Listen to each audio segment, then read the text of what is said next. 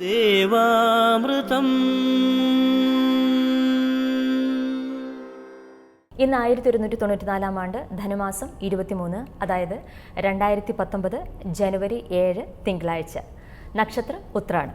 ജ്യോതിഷ പങ്ക്തിയിൽ എന്നത്തെയും പോലെ ഇന്ന് നമ്മോടൊപ്പം ഉള്ളത് ജ്യോതിഷാചാര്യൻ ശ്രീ കുടമാളൂർ ശർമാജിയാണ്. സ്നേഹത്തോടെ ഇന്നത്തെ അധ്യായത്തിലേക്ക് നമുക്ക് അദ്ദേഹത്തെ സ്വാഗതം ചെയ്യാം. സ്വാഗതം ശർമാജി. നമസ്തേ ശർമാജി, ഇന്നും നമുക്ക് കത്ത് വന്നിട്ടുണ്ട്. കൊല്ലത്ത് നിന്ന് സുനിത ബഹൻ എഴുതുന്നു. മകൾ MBBS അവസാന വർഷം. നല്ലതുപോലെ പഠനം, നല്ല പ്രസരിപ്പുണ്ടായിരുന്ന കുട്ടിയാണ്. ഇപ്പോൾ ഒന്നുമില്ല, എല്ലാറ്റിനും ഒരു അലസത. കൂടെയുള്ള മെഡിക്കൽ വിദ്യാർത്ഥിയുമായി ചാറ്റിംഗ് കൂടുതലായി കാണുന്നു. നേർവഴിയിൽ ലക്ഷ്യപ്രാപ്തിയിൽ എത്തുവാൻ എന്താണ് മാർഗം? പഠിക്കുന്നതൊന്നും തലയിൽ കയറുന്നില്ല എന്ന് ഇടയ്ക്ക് പറയുന്നു. പൂരിട്ടാതി നക്ഷത്രമാണ് മകൾക്ക്. വ്യാജദശ 2 വർഷം കിട്ടി. പിന്നീട് 19 കൊല്ലം ശനിദശ. വ്യാജദശ കഴിഞ്ഞാൽ പിന്നെ അടുത്തത് ശനിദശയാണ്. ഓൾ വേൾഡ്, ആർക്കും അതിനകത്ത് രാഷ്ട്രീയ, ജാതി, മത, വർഗവർണ്ണ ഭേദമൊന്നുമില്ല. അത് 19 വർഷം. അപ്പോൾ 19ഉം 2ഉം 21 വർഷം കൊണ്ട് ശനിദശ തീർന്നു. പിന്നീട് ബുധൻ എടുക്കുകയാണ് 17 വർഷം.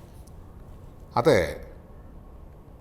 ഓരോ സൂര്യഗ്രഹവുമായി ഓരോ ഗ്രഹങ്ങൾ ഇത്ര ഡിഗ്രികളിൽ നിൽക്കുമ്പോൾ ആ ഗ്രഹത്തിന് ശക്തി കുറയും എന്നാണ്. അതിനെ ജ്യോതിശാസ്ത്രപരമായി മൗഢ്യം എന്ന് പറയും. ചില ഗ്രഹങ്ങളുമായി ബന്ധപ്പെടുമ്പോൾ ചില ഗ്രഹം പുറകോട്ട് തിരിയുന്നു. അതിനെ വക്രം എന്ന് പറയുന്നു, റിവേഴ്സ്, വണ്ടി റിവേഴ്സ് എടുക്കുന്ന പോലെ.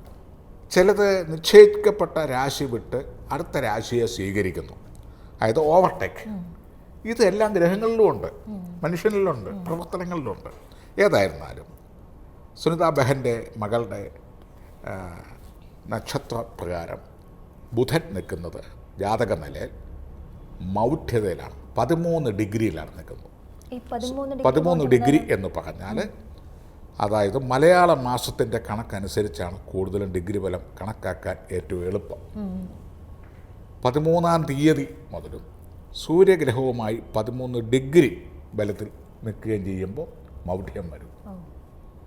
തുടർന്ന് പൂർണ്ണമായ മൗഢ്യം, അതുപോലെ തന്നെ അർദ്ധമൗഢ്യം, കാൽ മൗഢ്യം, മുക്കാൽ മൗഢ്യം, ഇങ്ങനെ വരും. പൂർണ്ണമായ സൂര്യഗ്രഹണം കേട്ടിട്ടില്ലേ?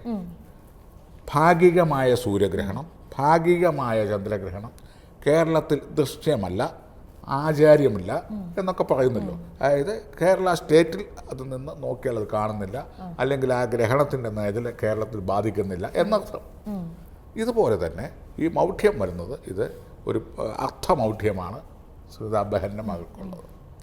ഈ മൗഢ്യം വരുമ്പോൾ അത് അനുഭവിക്കുന്ന വിദ്യാർത്ഥിയായിരുന്നാലും അതുപോലെ യുവാക്കളായിരുന്നാലും ഉദ്യോഗസ്ഥന്മാരോ ഉദ്യോഗസ്ഥകളോ ആയിരുന്നാലും ബിസിനസ്സുകാരായിരുന്നാലും ഭരണതക്കത്തിൽ ഇരിക്കുന്നവരാണെങ്കിലും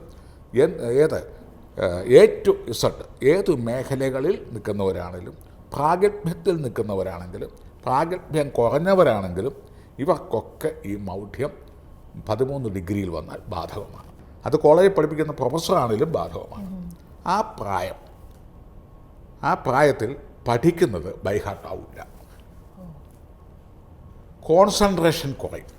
ഓർമ്മശക്തിയും ധാരണാശക്തിയും മേധാശക്തിയും പ്രത്യുൽപ്പന്ന മഹത്വവും ബുധൻ എന്ന ഗ്രഹം 13 ഡിഗ്രിയിൽ അനുഭവിക്കുന്ന സകല യുവാക്കൾക്കും വിദ്യാർത്ഥിനികൾക്കും ബിസിനസ്സുകാർക്കും ഉദ്യോഗസ്ഥർക്കും ബിസിനസ്സുകാർക്കും ഒക്കെ അവരവരുടെ തൊഴിൽ ശ്രദ്ധ കേന്ദ്രീകരിക്കാൻ വയ്യാതെ വരും. പരിധി വിട്ട് ഏതെങ്കിലും മനസ്സിൻ്റെ സന്തോഷത്തിന് വേണ്ടി സഞ്ചരിക്കേണ്ടതായിട്ട് വരും. ഒരു വിദ്യാർത്ഥിനിയെ സംബന്ധിച്ചിടത്തോളം പഠിക്കാൻ ഒരു ബുദ്ധിമുട്ട് വന്നു കഴിയുമ്പോൾ ഈ ചാറ്റിംഗ് മുതലായ കാര്യങ്ങളിലേക്ക് സ്വാഭാവികപരമായിട്ടും മനുഷ്യനല്ലേ ബലഹീനതകൾ ഉണ്ടാവും, ശ്രദ്ധ തിരിഞ്ഞു പോകും. ഇതിന് പ്രതിവിധി എന്താ ഉള്ളത്? ഇതിന് ചെയ്യേണ്ടത് ജ്യോതിശാസ്ത്രപരമായിട്ടുള്ള പ്രതിവിധി, പ്രാർത്ഥനകളും അവനവൻ്റെ മതാചാരപ്രകാരമുള്ള പുണ്യപ്രവർത്തനങ്ങളും ഒക്കെ ചെയ്യുന്നത്. അതിൻ്റെ കൂടെ 17 ദിവസം, അതായത് 17 വർഷമാണ് ബുധൻ്റെ പീരീഡ്. അതിനെ 17 ദിവസമായിട്ട് ബുധൻ്റെ പത്മമിട്ട് ഈ ഭൂമിയിലെ ജലത്തിൻ്റെ പ്രതീകമായ വെള്ളവും ഭൂമിയുടെ പ്രതീകമായ ചന്ദനവും ഓക്സിജൻ്റെ പ്രതീകമായ ധൂപവും സൂര്യൻ്റെ പ്രകാശമായ വെട്ടവും, ഇങ്ങനെ പഞ്ചഭൂതങ്ങൾ കൊണ്ടാണ് ഈ പത്മത്തെ പൂജിച്ച് ബുധഹോമം നടത്തി ബുധയന്ത്രം ധരിക്കുകയും യമഹാൾഡ് എന്ന് പറയുന്ന ബുധനെ സ്വാധീനിക്കാനും ബുധൻ്റെ ദോഷത്തെ ഒരു പരിധിവരെ നമുക്ക് മരുന്നിന് രോഗത്തിന് മരുന്ന് എന്ന് പറയുന്ന പോലെ നിയന്ത്രിച്ച് നിർത്താനൊക്കെ മരതകപ്പച്ച എന്ന പച്ചരത്നമുണ്ട്, അതായത് എമറാൾഡ്, അത് ധരിക്കുക. അതുപോലെ ബുധ പൂജ ചെയ്യുക. ഹിന്ദുക്കളൊക്കെ ആണെങ്കിൽ ശ്രീകൃഷ്ണനെയൊക്കെ ഭജിച്ചാൽ ബുധൻ്റെ പ്രതീകമാണ്. പച്ചപ്പട്ട് കൊടുക്കുക, ശ്രീകൃഷ്ണ ഭജനം നടത്തുക. ഇതര വിശ്വാസികൾക്ക് ആ ബുധനാഴ്ച ദിവസം പുണ്യപ്രവർത്തനങ്ങൾ ചെയ്യുക. കൊച്ചു കുട്ടികൾക്ക് മധുരാന്നങ്ങൾ ചെയ്യുക. ഇങ്ങനെയുള്ള പ്രാർത്ഥനകളും ഒക്കെ ചെയ്ത് മുന്നോട്ട് പോവുക. ബ്രഹ്മീഘൃതം ഓരോ സ്പൂൺ വീതം സേവിച്ചു വരിക. പിന്നെ മെഡിറ്റേഷൻ സ്വീകരിക്കുക.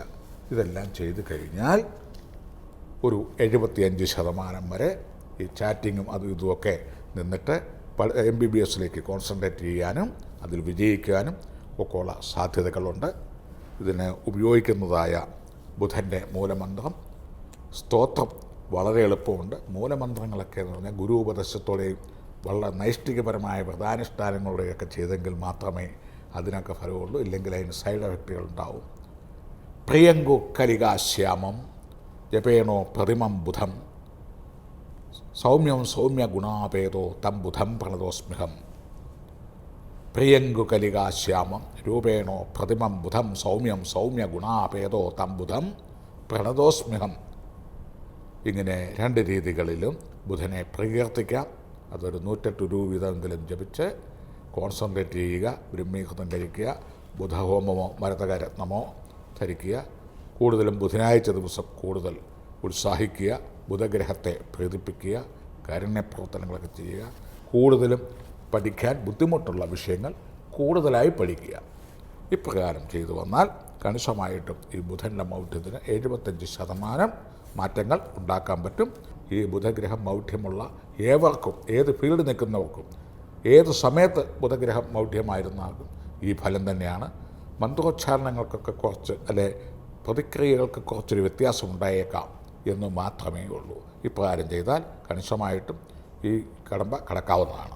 ഡോക്ടർ കുടമാളൂർ ശർമാജിയിൽ നിന്ന് ജ്യോതിഷപരമായ മാർഗ്ഗനിർദ്ദേശങ്ങൾ അറിയാൻ ആഗ്രഹിക്കുന്നവർ താഴെ കാണുന്ന നമ്പറിൽ കോൺടാക്റ്റ് ചെയ്യാവുന്നതാണ്. പ്രശ്നപരിഹാരങ്ങൾ സ്വായത്തമാക്കാവുന്നതാണ്.